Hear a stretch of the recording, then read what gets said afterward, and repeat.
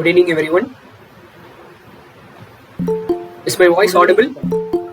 Yeah. You are talking. Yeah. Okay, fine. Good evening. Yeah, good evening. Good evening, sir. Good evening.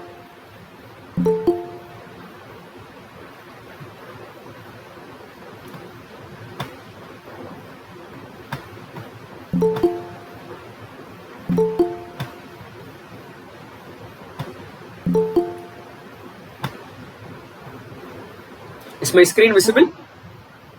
Yes, sir. Okay. Yes. Yeah. So once again, good evening, everyone. Then welcome to the week 2 of Strength of Materials NPTEL live session for GATE aspirants.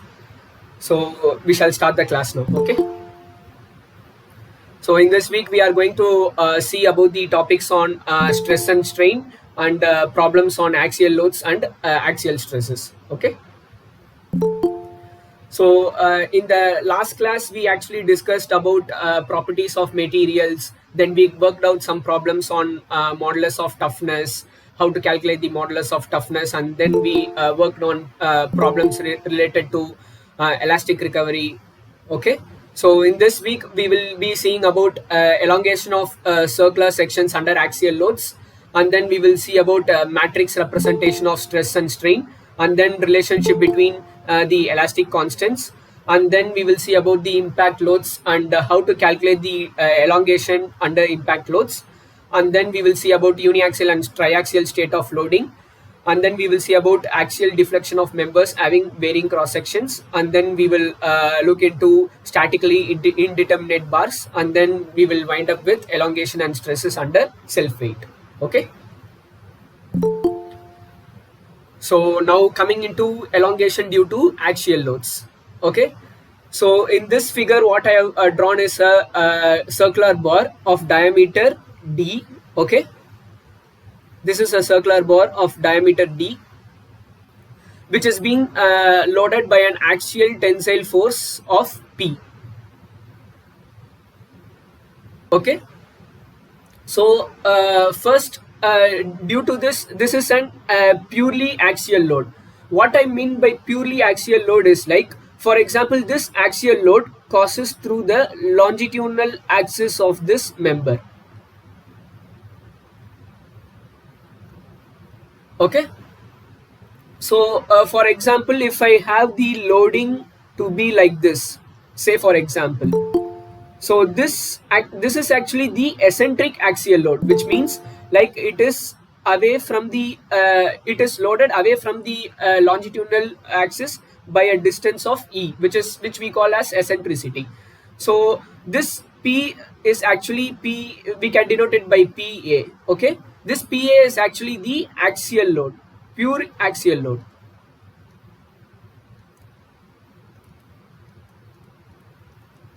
This P, we will denote it as PE, which is known as the eccentric axial load. Okay.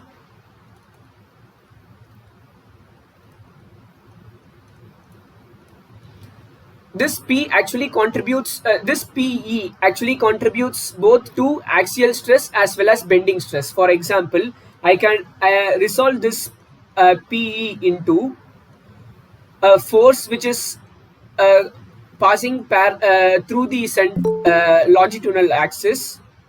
Okay. and then I can take, what shall I do? I can induce an external bending moment which is equals to, can anyone say what will be the magnitude of the bending moment? P into E, sir. Yeah, P into E. So due to this axial load PE, I will get an axial stress, okay, which is a normal stress, and due to this M, which is the bending moment, which is equals to P into E, due to this I will get bending stress, which is also a normal stress, okay. So here, so here what we are going to see is about the axial load. So in this axial load, we will mostly axial load, due to axial load, what we will be getting is normal stresses. So what we are going to deal in this week is about the normal stresses and the normal strains due to axial loads. Fine.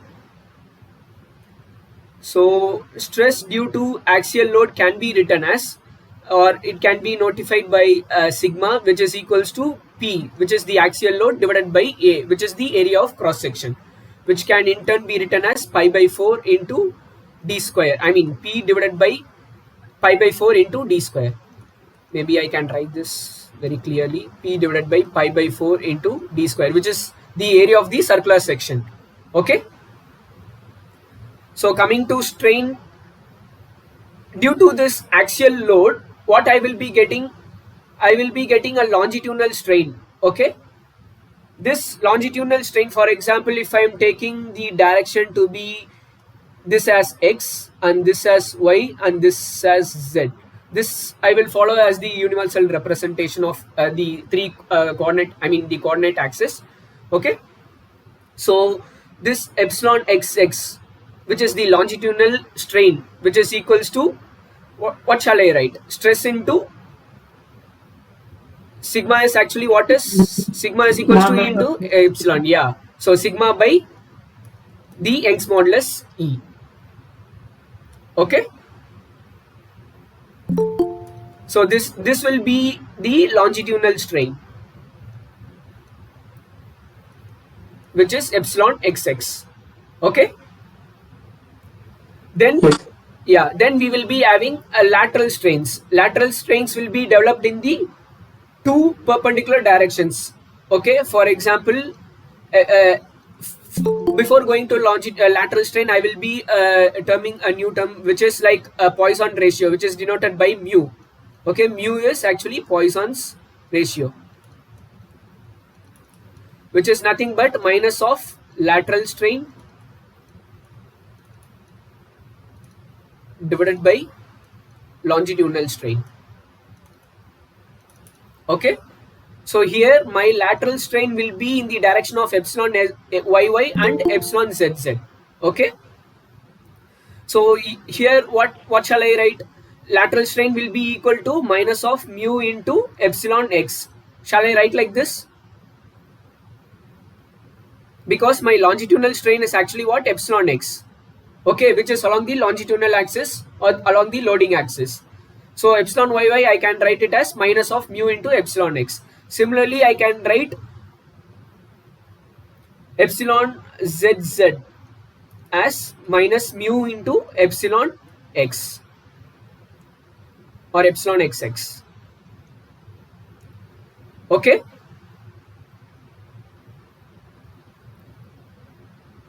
Up to this, it is fine. Yes, sir. Yeah.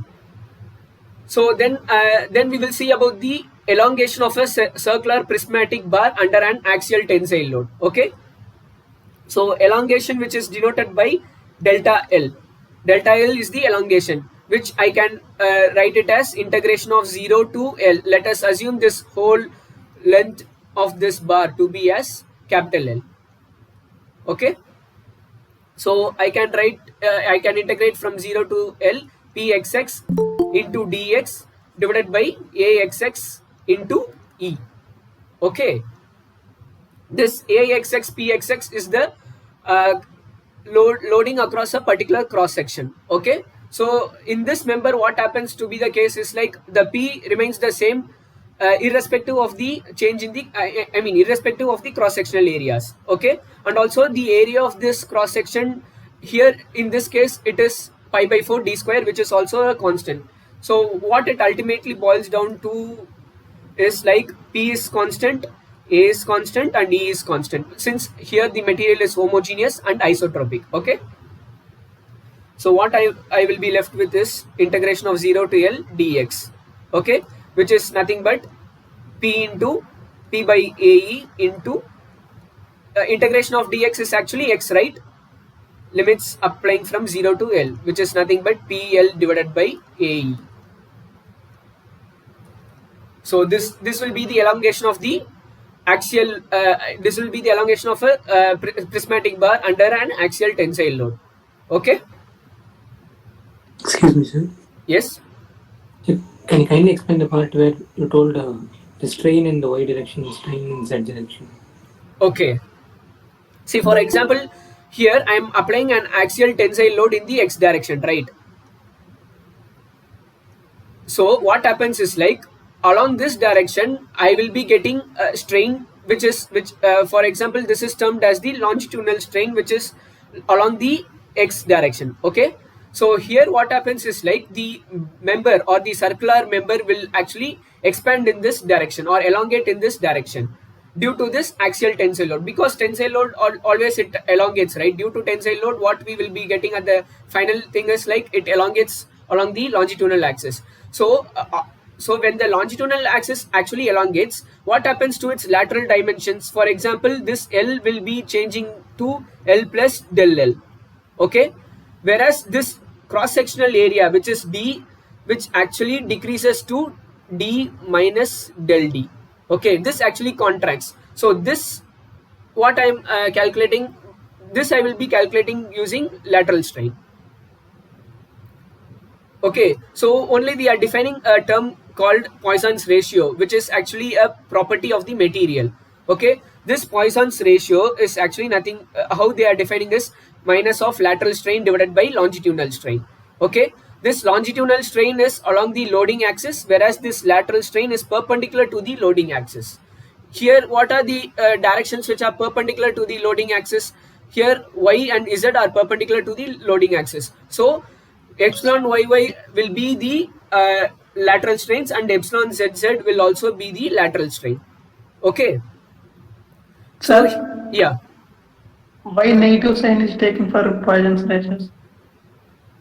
Actually it is defined like that because what we will be getting is like in the negative, see, Poisson's ratio of a metal or any kind of material can't be negative. Okay, it varies from 0 to 0.5.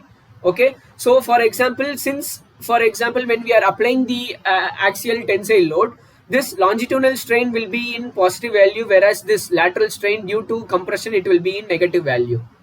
Okay, so minus of compressive strain, which is actually negative, ultimately turns out to be positive, divided by positive, we will be getting mu as a positive value. Okay, sir. Okay. No. Yeah. So yeah, So what is bending stress? bending stress. Yeah, bending stress is actually developed due to the bending moment. For example, here I have explained it, right? Maybe I can go to a new slide.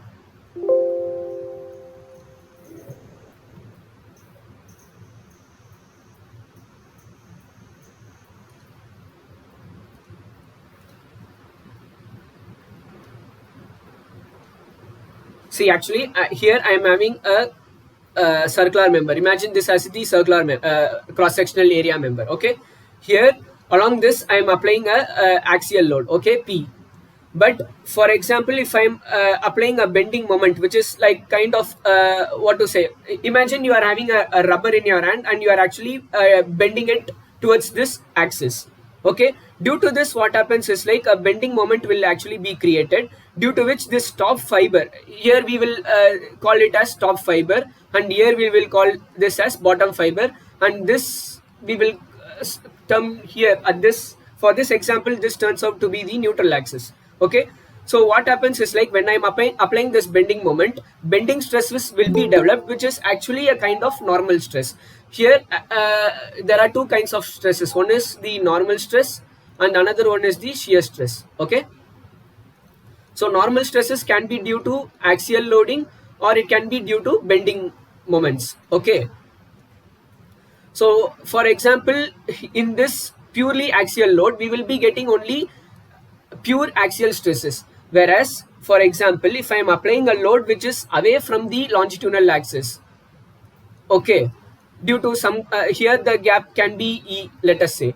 So due to this, what can we say? We can actually replace this same system by P here and a bending moment which is equals to P into E.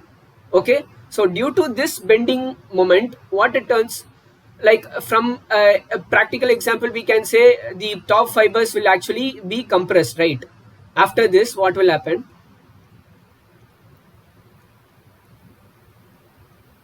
Okay, the final number will be like this. Okay, so this top layer, this is the top fiber and this is the bottom fiber. Okay, for this given type, particular type of loading, the top layer actually gets compressed, whereas the bottom fiber actually elongates. Okay,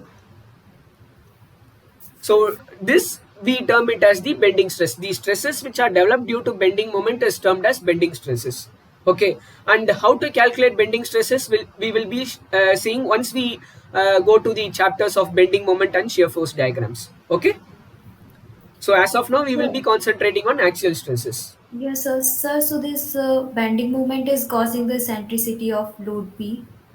Yeah, due to this eccentricity of load P, we are actually getting a bending moment, and due to this bending moment, we are getting bending stresses. Okay. Yes. Okay. Yeah. So this is clear, right? How we are calculating delta L for a prismatic member which is subjected to an axial load. Okay. So now here in this example, we will see how to calculate the elongation for a tapered circular bar. Okay, subjected to an purely axial load along its longitudinal axis. So this is the longitudinal axis. Okay,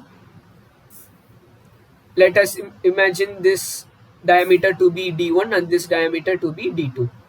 Okay, so here what is our aim? To calculate delta L for a tapered circular bar. Okay, so from the definition of delta L, what I told you earlier, like delta L is actually what? Integration of 0 to L P into dx divided by AXX into E.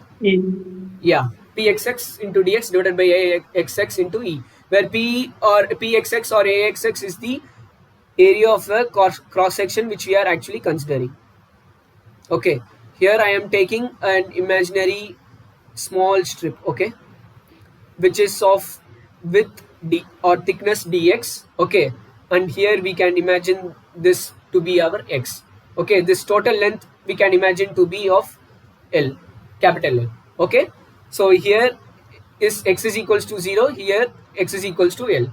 Okay, at x is equals to 0, I am having a diameter d1, and at x is equals to L, I am having diameter d2. Okay, so what happens here is like first the here can let us analyze this cross sectional area. Okay, here there is no change in the loading. Here the loading is actually P. Okay, whereas the area of cross section is actually changing from x is equals to 0 to x is equals to L. It is like that, right? Here you can see at x is equals to 0, the area of cross section is pi by 4 into d1 square, whereas at x is equals to L, the area of cross section is pi by 4 into d2 square. Okay, so what I will imagine here, let the area of, let the diameter of this strip be small d. Okay, so what can I write for this area AXX, which is pi by 4 into dx square. Okay, here I am taking this area to be dx. Is it fine? Yes, sir. Okay, so what will happen is like now I have to find an expression for dx in terms of d1 and d2. Okay, for that what I am doing is like at x is equals to 0, the diameter which I am having is d is equals to d1. At x is equals to L, the diameter is d equals to d2. Okay, so based on like y minus y1 divided by y2 minus y1, equals to, since here the diameter is varying linearly, so I am taking it as a straight line, okay, which is equals to x minus x1, which is actually 0, divided by x2, which is L, minus x1, which is 0. So from this, what I will be getting, the diameter of D, which is equals to d2 minus d1 divided by L into x. Okay. So the area of this AXX is ultimately becomes pi by 4 into dx square, which is nothing but d2 minus, I have left another one term also, plus d1 I have left, okay. d1 plus d2 minus d1 divided by L into x. Okay, so pi by 4 into d1 plus d2 minus d1 divided by L into x, the whole square. Okay. So here what I said is like, this is made of same material, so I can take P by E as constant. The only thing which will be left out is integral of 0 to L dx divided by AXX. Okay. So this I can, here what I will do is like, I will replace d2 minus d1 divided by L divided as k, okay, for convenience. So what it will turn out to be, P by E 0 to L dx divided by pi by 4 I will take it to here, okay, into d1 plus k x the whole square. Up to this, it is correct or not? Yes. Yes, yes. Okay. Then what I will be doing is like, delta L is equals to, now I have to integrate d1 plus kx the whole square, okay. So what I will do is like 4p divided by pi e, I will take it outside, integral of 0 to L, d1 plus k1x, I will take it to the numerator, okay, minus 2 into dx, okay. Now what I will do is like, I will write d1 plus kx equals to u, okay. Therefore, if I do du by dx, what it will turn out to be equal to k, okay. But here instead of dx, I have to find it out from here. So dx is equals to what? Du divided by k, okay. This is like, for example, here I can't directly integrate, so I am using substitution method, okay, for integration. So integral of 0 to L d1 plus kx, okay, which is written as u power minus 2 into dx can be written as du by k, okay. So k is also a constant, so that also I will take it out. So 4p divided by pi e, k pi e, okay, into u power minus 2 du. What is the integration of u power minus 2 du? U power minus 1 divided by minus 1, right? Yes, sir. So minus 1, I will take it out here. Minus 1 use. Yes.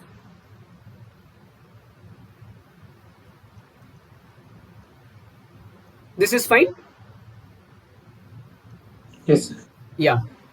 So again, what I will write it as, delta L is equals to minus 4p divided by k pi e into 1 by u can be written as I will substitute it d1 plus kx, okay. 1 by d1 plus kx, limit changing from 0 to L, okay. Then here I will apply the limit from k pi e 1 divided by d1 plus kl minus 1 divided by d1 plus 0, which is actually d1, okay. Up to this, it is fine? Yes, sir. Okay. Now I am going to the next slide, okay. So delta L turns out to be minus 4p by k pi e into 1 divided by d1 plus k into L, right? So k can be written as d2 minus d1 divided by L into L. Okay.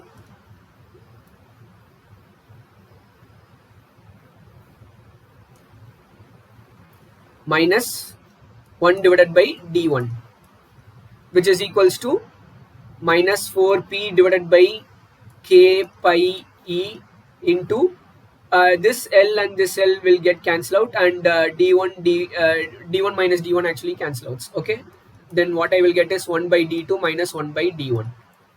Okay, which is equals to minus 4p by k pi e d1 minus d2 divided by d1 d2.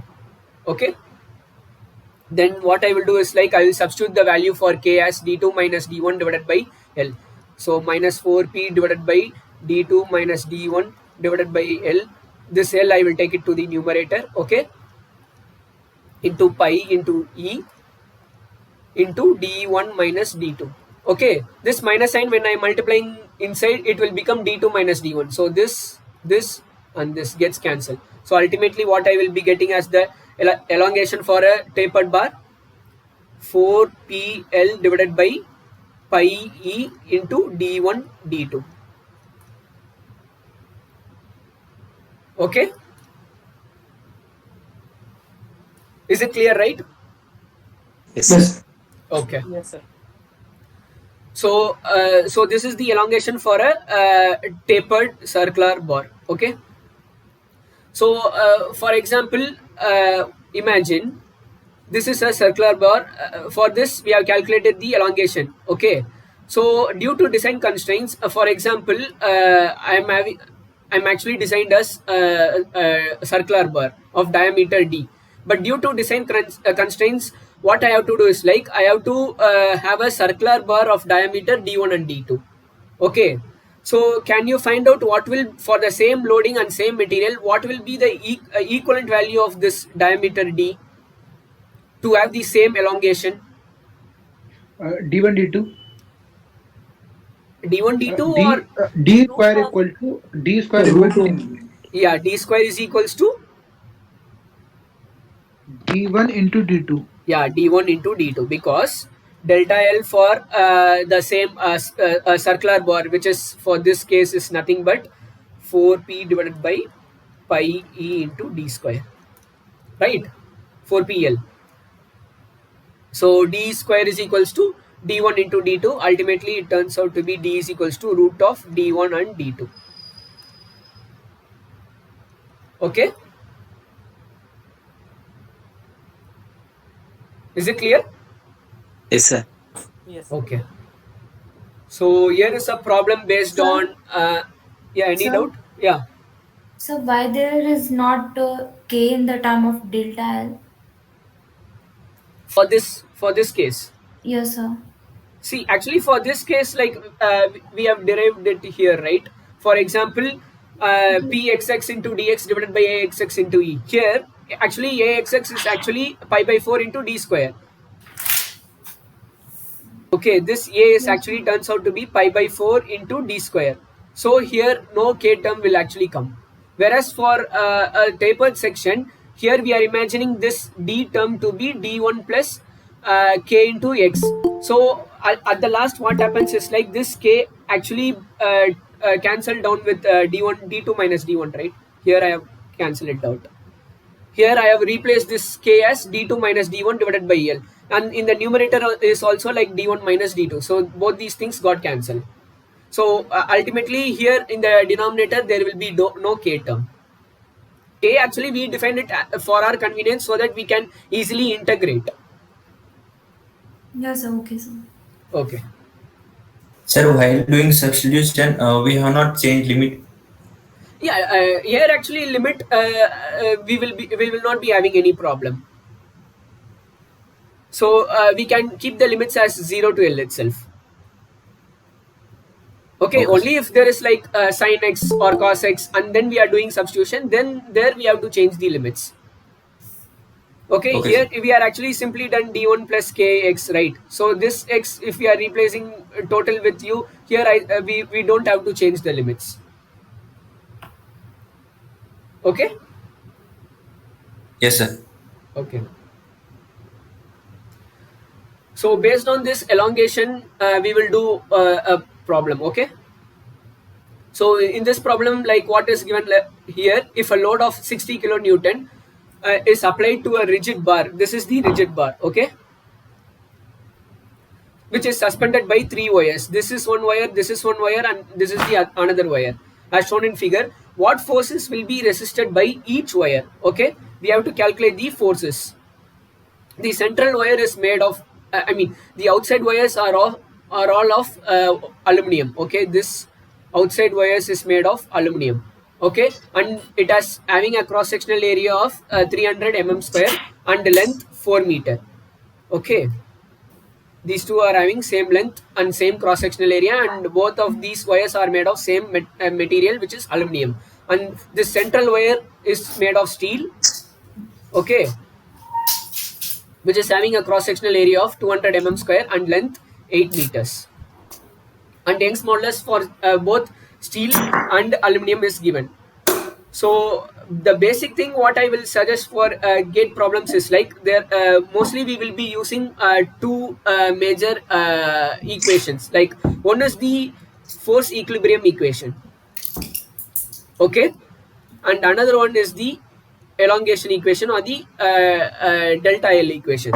So here with this basic loading, what you can actually suggest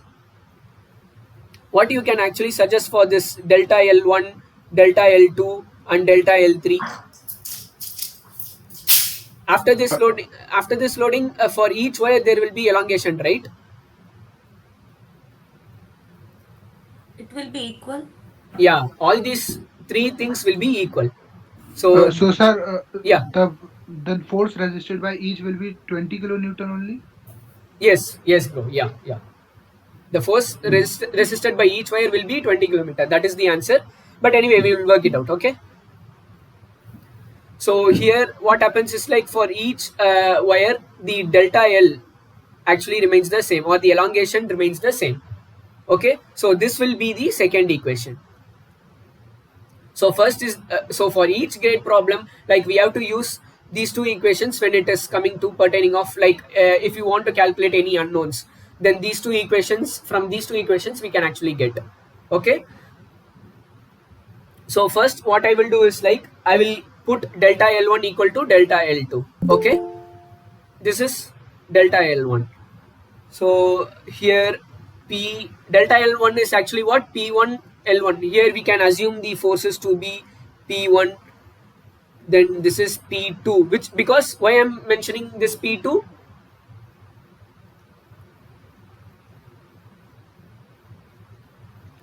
Whether can I take this as P1 or should I put it as P2? P2, sir. Yeah, because this is made of a different material. Okay, so we have to take this will the internal force developed within this steel wire will be different, whereas the internal force which is resisted by this aluminum wire will be different. Okay, but for this example it actually turns out like all three forces are same. Okay, so what I will do is like P1 L1 divided by A1 into E1, which is equals to P2 into L2 divided by A2 into E2, which can be written as P1 and P2 are the unknowns, right? Other things like L1, L2, A1, A2, all I know. Okay, P1 into L1 is actually what? Since it is a ratio, I can directly substitute in meters itself. Okay, here L1 is given as 4 meters divided by A1 is actually 300 square into E1. So E1, yeah. will P1 and P3 will same or not? Yeah, that is a good question. Here actually what happens is like both are having same value of length and same value of cross section, and also it has same material. So here it turns out like P1 equal to P3. Okay. Yes, sir. Yeah. So here for steel it will be 10 power 5, and here P2 is unknown, and L2 will be into L2 is 8 divided by A2 is actually 200 into E2, which is 0.667 into 10 power 5. So what is the relation between P1 and P2 you are getting? P1 equal to P2. Yeah. So the final relation which we will be getting is P1 equal to P2. And then what I should do? Now I have calculated the relation between P1 and P2. Then what I should do? Force equation in y direction. Yeah, force equation in y direction. So here the 60 kilonewton, which is equals to P1 plus P2 plus this P3. Since P3 is equals to P1, I can write it as P1 itself. Okay. So this ultimately turns out to be 2P1 plus P2 equal to 60 kilonewtons. So here what I got, P1 equal to P2 I got. So I will be substituting it here. So 3P1 equals to 60. From this what I will be getting, P1 equal to 20 kilonewton. So P1 equal to 20 kilonewton, P2 equal to 20 kilonewton, and P3 is also equals to 20 kilonewton. Okay. Is it fine? Is this problem clear? Yes, sir. Yeah. Yes. Okay. So the delta L1 and L2 and L3 can all three see in all conditions.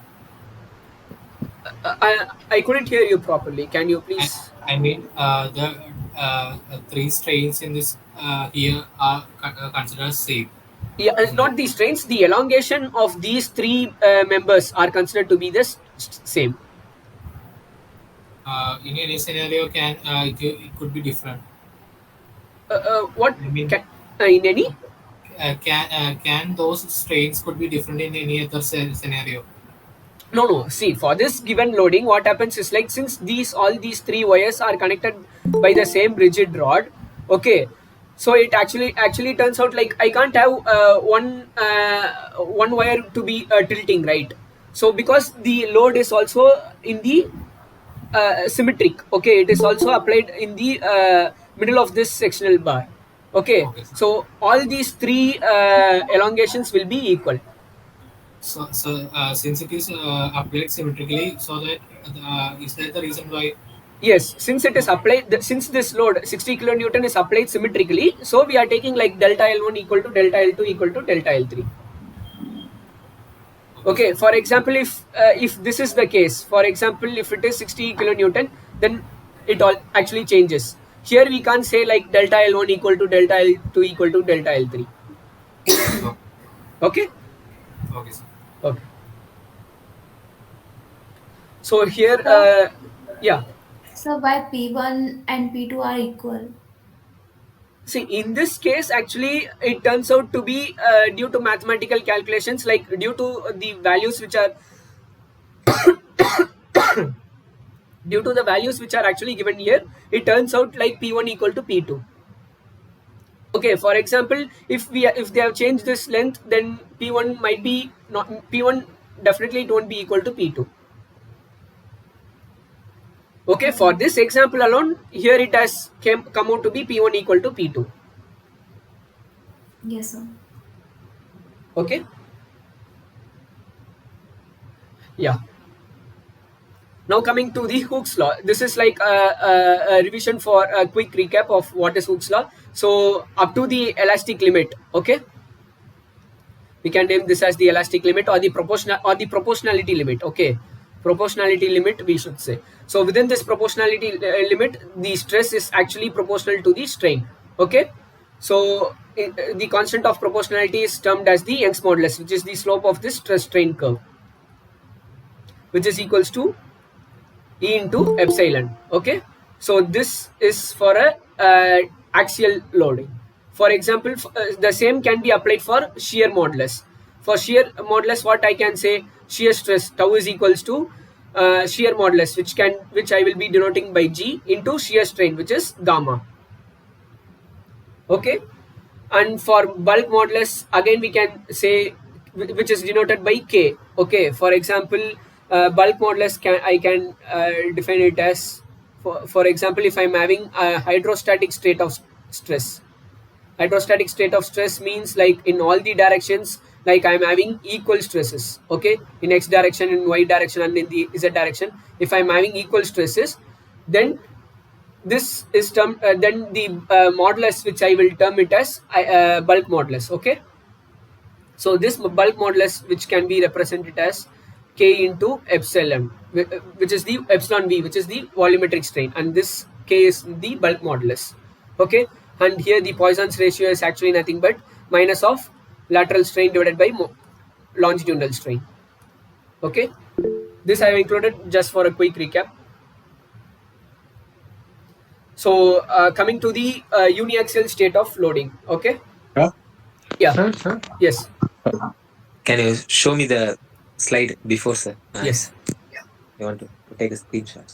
Yeah. Yes, sir. Thank you. Sir, since in the phase 1, sir, up to Moore circle it was completed, so is it revision type thing? No. Oh yeah. In phase 1, who has completed up to Moore circle? Sir, Yasdeep, sir. Oh yes, Deep. Okay. Yeah, actually, what happened is like we actually interchanged our slots. So because the results are declared lately, so we have been assigned TA duty. So what happened is like he's actually taking refrigeration and air conditioning, and I am taking strength of materials. So due to that, I'm starting from the first. Okay, sir. Yeah. Hello, sir. Yes. Sir, this PPT can share with ours? This people actually, I will be posting this video in the YouTube, so you can actually use that. Okay. Sir, it's already created or still it not created? Yeah, I created the YouTube channel. I mean, mostly by this week, you will be getting all the videos. Actually, in the last week's video, like there is some problem with the recording, so it might not be that much clear. Whereas this week, I think there won't be any problem. The recording is in website only they mentioned, sir, the link. Yeah. In the they will be providing the link. I think so. Okay, thank you, sir. Okay. So what is volumetric strain? Volumetric strain is actually nothing but the change in volume divided by the original volume.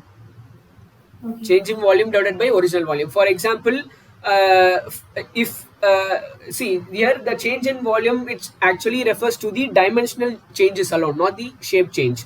Okay, because of dimensional changes only we will be actually getting change in volume.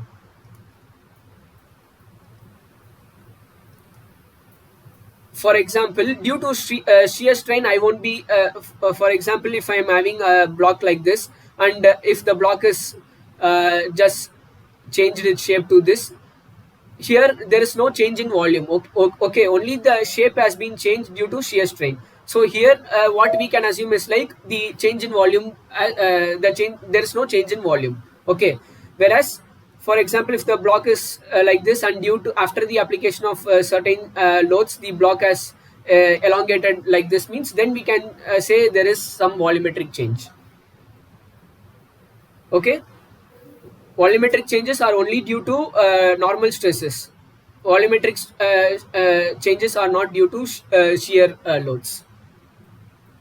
Shear loads only causes distortion, not like dimensional changes. Okay. Yes, sir. Yeah. So coming to this uniaxial state of loading, for example, let us imagine this as a block which is having a area of A. Okay. So and which is here to this block I am applying a tensile load P. Okay. So here I can write sigma x, which is like, again I am defining x, y and z to be like this. Okay. So here sigma x will be P by A. So again here epsilon xx will be what? Sigma x divided by E. Okay. And epsilon yy will be minus mu times epsilon xx, right, which is equals to minus mu into sigma x by E, and epsilon zz, which is equals to minus mu times sigma x. Again it will be the same. Here epsilon x and epsilon yy will be the same. Okay, and here epsilon xx, I can write it as delta L by L, assuming like this is the L direction and this is the breadth and this is the thickness. Okay, and epsilon yy I can write it as delta B by B, and epsilon zz I can write it as delta T by T. Okay, so for a uniaxial case of or for a uniaxial loading, what I will be getting is like I am getting one longitudinal strain, okay, which is nothing but epsilon xx, and two lateral strains. Which are the two lateral strains? Epsilon yy and epsilon zz. Okay, and here for this triaxial state of loading, which is like sigma x, sigma y and sigma z, again like I can write it as epsilon xx, epsilon yy, epsilon zz. Okay, and due to sigma x I will be getting axial stresses, due to sigma y I will be getting strains, and due to sigma z I will be getting strains. Okay, so due to sigma x, what I will be getting here? Sigma x by E. Okay, for epsilon yy I will be getting mu times sigma x by E due to sigma x, and for epsilon zz same, minus mu into sigma x by E. Okay, and due to this loading sigma y, what I will be getting here? Sigma y by E. Here what I will be getting? Minus mu times sigma y by E, and here minus mu times sigma y by E. And for due to this sigma z, what I will be getting here is like sigma z by E. Here I will be getting minus mu times sigma z by E, and here I will be getting minus mu times sigma z by E. So here, can you say how many longitudinal strains and how many lateral strains are there? 3 longitudinal strains. Yeah, 3 longitudinal strains. 6 lateral strains. Yeah, 6 lateral strains. Sir? Yes. Means all the 3 stresses are causing all the 3 strains. Yes. See, due to this sigma x, these 3 strains are developed. Okay, and due to sigma y, these 3 strains are developed, and due to sigma z, these 3 strains are developed. Okay, so ultimately here what I am getting is like in the x direction I will be getting sigma x by E minus mu times sigma x plus sigma y by E. Okay, So y plus z. sorry, yeah, sigma y plus sigma z by E. Yes. And similarly epsilon yy I can write it as sigma y by E minus mu times sigma x plus sigma z by E. And similarly I can write it for epsilon zz as sigma z by E minus mu times sigma y plus sigma x by E. So volumetric strain, how can I define volumetric strain as epsilon xx plus epsilon yy plus epsilon zz. Okay, as I have told you already, like volumetric strains are developed only due to normal strains, not due to shear strain. Okay, so the final value of epsilon, V, which is nothing but the volumetric strain, is nothing but 1 minus 2 mu by E into sigma x plus sigma y plus sigma z, which is nothing but epsilon, delta V by V. Okay, is this clear? Yes, sir. Yeah. Yes, sir. So now we will quickly go into the matrix representation of a stress. Okay, for example, here see, always stress is defined at a point. Okay, so within this, for example, you can imagine this cubical thing to be as infinitesimally small volume. Okay, which can be approximated to a small point. Okay, within this small point I have drawn this small cube. Okay, so this I will this phase is actually, I will term it as the x phase, and this phase is the y phase, and this phase is the z phase. Why I'm terming it like this means, like, this is the convention which they are following. Like x phase means the phase which is actually perpendicular to the x axis. Okay, so the general state of stress is like this.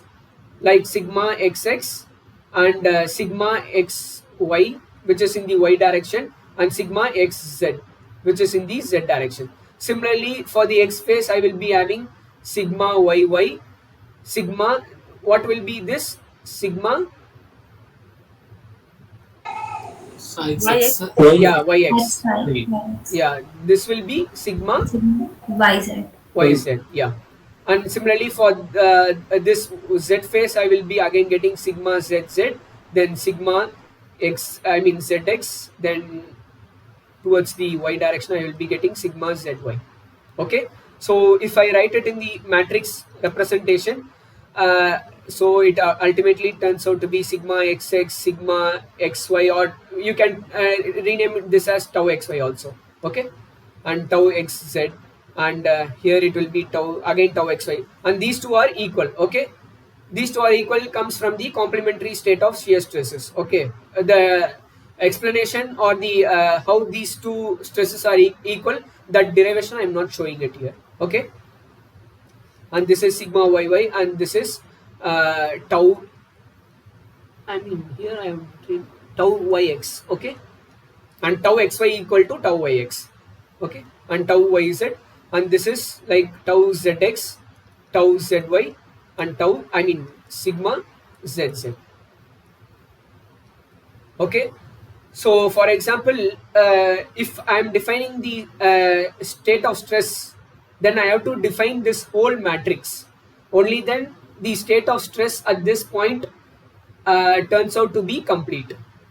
Okay, for example, from this state of stress, I can go to any plane and I can actually get the state of stress in that particular plane. Okay, for example, if I have to find the state of stress at this plane, then I can actually then I what definition what information I want is like I want this information, like I want to have state of stress like this. Okay, only then I can find out the state of stress at any particular plane or at, for any given orientation. Okay, similarly, the strain also can be defined by a matrix which is given by epsilon xx, okay, gamma xy by 2. I will tell you the reason for this xy by 2, and gamma xz by 2, and here it will be again gamma yx by 2. Here also you can gamma xy equal to gamma yx. Okay, then here epsilon yy, and here will be gamma yz by 2, and here it is gamma zx by 2, gamma zy by 2, and this is epsilon zz. Okay, so here actually why we are writing instead of see here we have written tau xy, right, but here we are writing gamma xy by 2. This is because, for example, from the basic definition of, first we will be actually calculating the displacement matrix. Okay, this displacement matrix, what we are actually doing is like we are actually decomposing this into two matrices. Okay, one as a symmetric matrix and another one as a skew symmetric matrix. Okay, this skew symmetric matrix is nothing but it is called as the rotation part, which does not contribute any shear strains or like that, and its diagonal elements are actually 0, because for a skewed symmetric matrix we know the main diagonal elements are 0, and this symmetric matrix is nothing but this. So this we will be getting as gamma xy by 2. Okay, here you will be having some term which is related to gamma xy, and here gamma xy divided by something. Okay, and here you will be having some negative terms, and this actually corresponds to rotation of like a rigid body rotation. So we are not interested in rigid body motion, so we are actually neglecting this, and we are only concentrating on symmetric matrix. Okay, So please repeat this term. yeah, Symmetric. yeah, this, see, for example, this displacement matrix is actually calculated from, for example, I am taking x and y, and then I'm taking a small element dx and dy, then I am applying some kind of deformation. Okay, then I will be calculating this value, and then I will be calculating this value. Okay, this is as du, and this I will be taking as dv. Okay, and then for displacement matrix I will be finding out the gradient du by dx. Okay, du by dx here is actually nothing but epsilon xx. Okay, so this displacement matrix, which is this D matrix, actually turns out to be du by dx. Then here I will be writing by du divided by dy plus dv divided by dx, something like that. Some terms are there. Okay, so what I am doing is like this whole displacement matrix can be decomposed into sum of, see, you know, right, any matrix can be decomposed into sum of symmetric matrix and skew symmetric matrix, right? Yes, sir. Yeah, Yes, so sir. yeah, so this skew symmetric matrix actually corresponds to rigid body rotation. For example, any displacement can be decomposed into sum of deformation plus sum of rigid body motion. Okay, so this rigid body motion corresponds to rotational part, whereas this rigid body, I mean deformation corresponds to this symmetric matrix. Excuse me, sir. Yes. Sir, do we consider rigid body translation part in this? No, rigid body translation actually cancels out when we are actually calculating this du by dx na, u1 plus del u by del x minus u1, so this translation actually gets cancelled out. So ultimately what you will be getting is only du by dx you will be getting, which is nothing but epsilon xx. Okay. So, skew symmetry matrix will be rigid body rotation. Contribute to rigid body rotation. Symmetric one goes to the translation. No, symmetric one doesn't go to translation. Symmetric one corresponds to deformation. Only deformation. Deformation, yeah. Translation is actually cancels out. See, u1 plus dou u by dou x minus u1. So this actually cancels out. So what I will be getting is only deformation part I will be getting. Okay, sir. Okay, and this symmetric part, yeah. So in what conditions we have to deal with skew symmetric matrix? See, only during, like, for example, when you are studying about fluid mechanics, right? Yes, sir. So there, this rigid body rotation actually becomes helpful. There you will be getting like dou v by dou x or plus dou u by dou y, something like that. There also you will be calculating shear strain for a fluid member and rotational part of a fluid member. So there you will be studying about like curl, rotational things and all, right? Okay, sir. Yes, sir. So there you will be studying about all these things. So there also you will be studying about shear strain, and there also you will be studying about rotational things. So there only rotational things are very much helpful. But here this symmetric part alone is helpful. Okay, so only like we are actually writing gamma xy by 2. Is this clear? Yes, sir. So here the only skew part, only symmetric part. Yeah, we are dealing with only symmetric part. Not, we are not considering the symmetric part, because this is actually rigid body motion. Okay, it's like rotation from this point to like what to say, same this point. Okay, like it's just without any shape distortion, like only it amounts to rotation about a fixed axis. Yes, sir. Okay. Okay, sir. Yeah. Okay, sir. So here I have given a problem based on like what is the shear. See, this problem you can note it down and you can try it on your own. Okay, this is actually nothing but gamma xy by 2. So from this you have to calculate gamma xy, and then what they have asked is like the shear modulus of the test block they have asked, and they have given the shear stress applied in xy plane. So xy plane means I have to consider this value. Okay, and based on like a tau is equals to g into gamma xy, I will calculate this g value. Okay, so you can work out this, right? I'm skipping this problem. So excuse me, sir. Yes.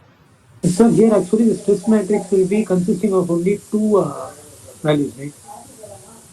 No, I couldn't get you. Stress matrix consisting of two values means? Sir, since here the Huh. shear stress is applied in XY plane, right? Yes, yes. So other stresses are zero. No, sir. See, for example, the shear stress applied in the xy plane, this value alone is actually given. Okay, but the strains will be induced in all the shear strains. For example, here in this problem, they are given only the shear stress which is applied in xy plane, but you will be having shear stress applied in yz plane actual as well as in xz plane. Okay, so that only you are getting these values, which is nothing but 0 point, I mean, which is nothing but 0 and this 0.03. But here it turns out to be 0, means like here we are not having any shear stress which is applied in the yz plane. Okay, in the yz plane, tau yz is equals to 0, whereas tau xz is not equals to 0, but that is not of concern to us, because here what we want to find, only the shear modulus we have to find, and here the shear modulus in xy plane as well as in yz plane as well as in xz plane turns out to be equal, because that is the basic assumption we are making, right? An isotropic and homogeneous material. So the shear modulus is equal in all directions. Sir, so with this we can find out the stresses in other shear stress in other planes also, sir. Yes, see, once you get the g value and you are having this gamma xy, right? I mean gamma xz, right? This value is nothing but gamma xz by 2, right? So what can I do is, like, I can find out tau xz is equals to g times gamma xz. Okay, so putting the value of gamma xz, which is actually nothing but 2 times of this value, I can find out tau xz. Yes. Am I clear, or should I have to repeat it? So it's clear. Yeah, fine. So now we will be seeing about difference between pressure and stress. Okay, so can anyone say what is the difference between pressure and stress? For fluids, we use the pressure. For solids, stress. Pressure is external Okay. force and stress is the internal force. Yeah. See, one thing we can say is, like, pressure is due to external loads, whereas stress is the internal resisting force. Whereas for solids and liquids, like, we can say, but it is not fully correct. Okay, even for solids. Concept of tensor and vector. I couldn't hear you properly. Can you repeat it? One is tensor and one is scalar. Yeah. Which one is tensor and which one is scalar? Pressure is tensor and stress is scalar. Yeah, pressure. See, pressure is actually scalar and stress is tensor. Okay, and coming to this solid part, like one person has said, like, pressure is confined to liquids or fluids, whereas, like, stress is confined to solids. That is not absolutely true, because even for a solid, I can say, like, for example, when I have the stress, or the what to say, the sigma x, I mean, this is sigma y, this is sigma x, and this is sigma z, and sigma x equals to sigma y equals to sigma z. If this is the condition, then which is equals to a same value p, okay, then I can say for this I am considering it as a solid material. So this also I will term it as hydrostatic state of stress or pressure. Okay, sir. Okay, so for this, what will happen is, like, there will be no change in the shape, but the volume will actually get shrinks. Okay, but one question is, like, for example, this also is having Newton per meter square, and this is also having Newton per meter square, right, as the unit. So can you say why pressure is alone we are terming it as scalar, whereas stress we are terming it as tensor? Pressure always acts normal to the surface. Yeah, pressure is always acts normal to the surface, and it also is the same in every direction. Always compressive. Yeah. See, for example, in every direction when I take, pressure is actually the same. Okay, at each end, for example, at a given surface. Okay, pressure is actually the same, whereas stress is actually different for different cross sections. So only we are terming this as a tensor, and so only we are defining it in terms of a matrix, which is nothing but sigma xx, sigma xy, and sigma xz. Whereas for pressure in every directions at a particular point, the pressure value remains the same. So only, even though the unit of pressure is Newton per meter square, we are terming pressure as scalar. Okay. Sir, Yeah. since for hydrostatic condition, the stresses in all directions are same, that's why we are calling it as pressure. Sir. Yes, yes, yeah. For hydrostatic state of stress, we are calling it as pressure because the state of stress, the state of stress at each point will be a particular, will be the same, which is equals to P. Or here I have denoted it, right? Sigma x equals to sigma y equals to sigma z. For example, if you draw the Mohr circle for this, it will turn out to be a point. Okay, for example, this is principal stress sigma 1 and sigma 2, and here I will be getting P value. Okay, is this clear? Yes, yeah. sir. Yeah. So so shall we stop the class here? It is almost 8:05. You note down this elastic constants alone. Okay, these elastic constants, the relationship between these elastic constants, where G is the shear modulus, E is the Young's modulus, and mu is the Poisson ratio, and K is the bulk modulus. So this relation is actually very much useful when you know one of the quantities. For example, I know E and I know mu, and I want to find out K, means I can find out using these relations. Okay. So based on this, you can note down this problem also, so that you can we can discuss the answer for this problem in the next class. Sir, can't you state the class for few more bits? You are not clearly audible. Can you repeat it again? Actually, sir, I'm asking you that can't you state the class for a few bit more moment from the next session, because okay, you want to extend the class, you want me to extend the class for a few more minutes? Yeah, sir, up to 9 also it will be fine. Okay, so actually today I am meeting with my professor, so maybe can we in the next week we will be having up to 9. Okay. Okay, sir. Thank you. Yeah, Thank in the coming weeks, definitely we will have our classes up to 9. Okay. Sir. Okay. Yeah. So sorry about that.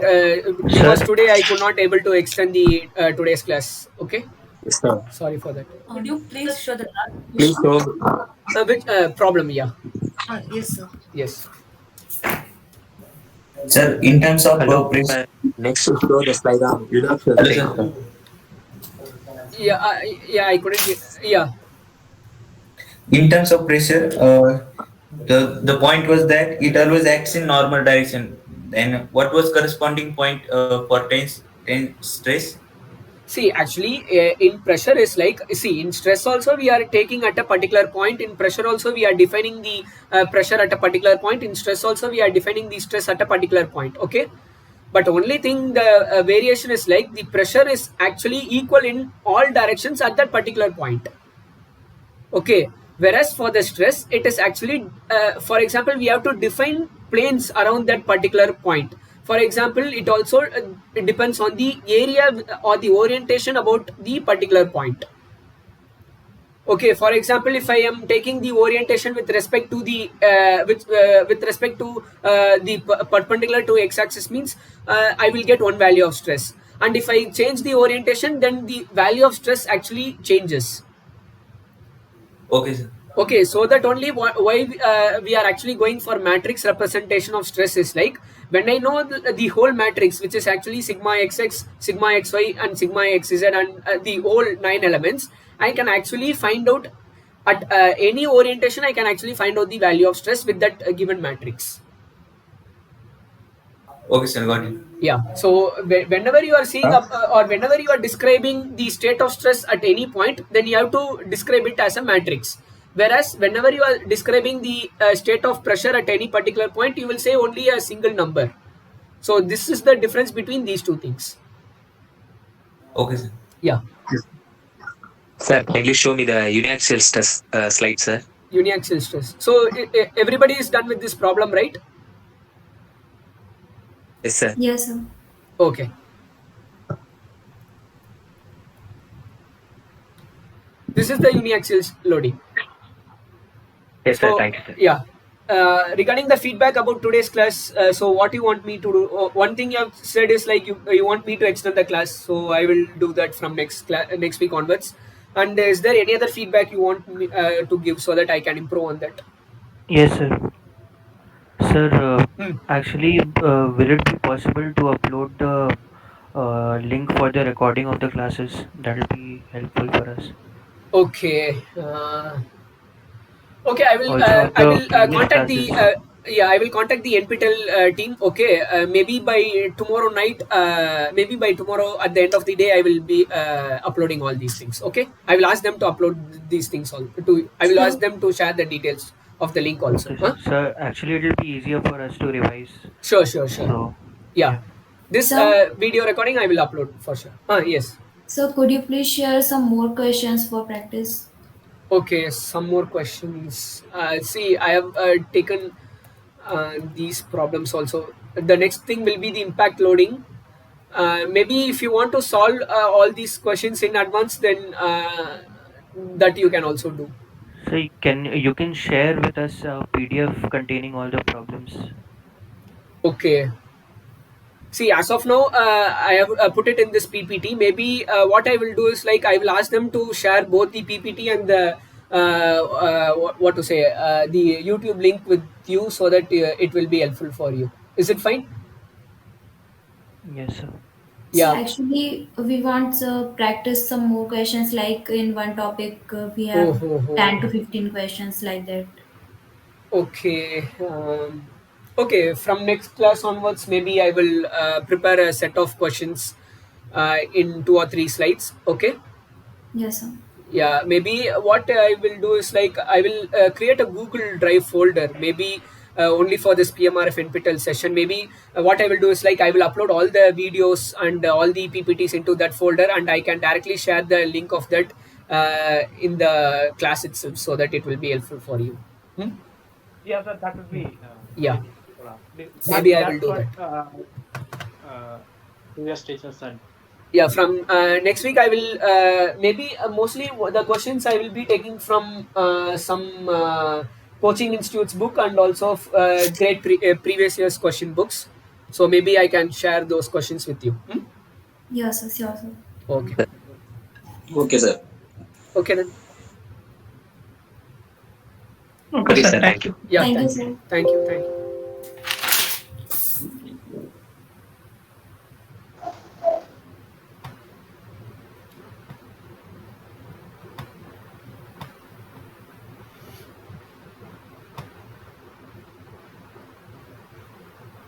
Thank you, sir. Thank you.